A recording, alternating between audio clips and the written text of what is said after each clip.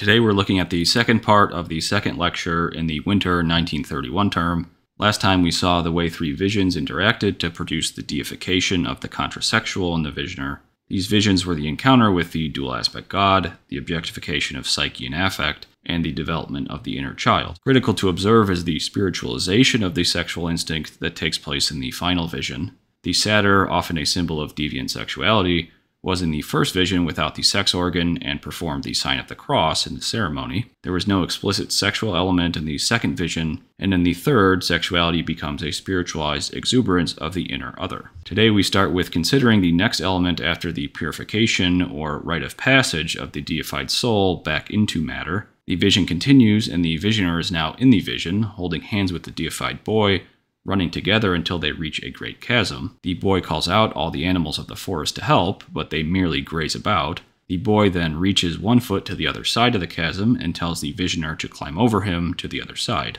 The ecstatic energy of the young boy before he meets the wise man is present again here, but now the two, the self and the not-self in the psyche, participate together.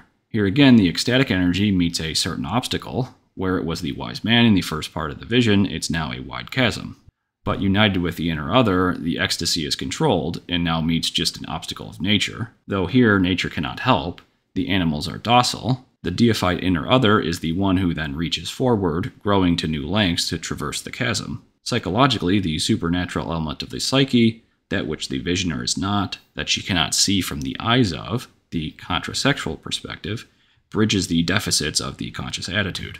With this, the contrasexual has fulfilled its psychological task. After the woman crosses the bridge, the boy in the vision says he cannot continue any further, falling into the water below, back into the unconscious after bringing consciousness to the other side of the psyche.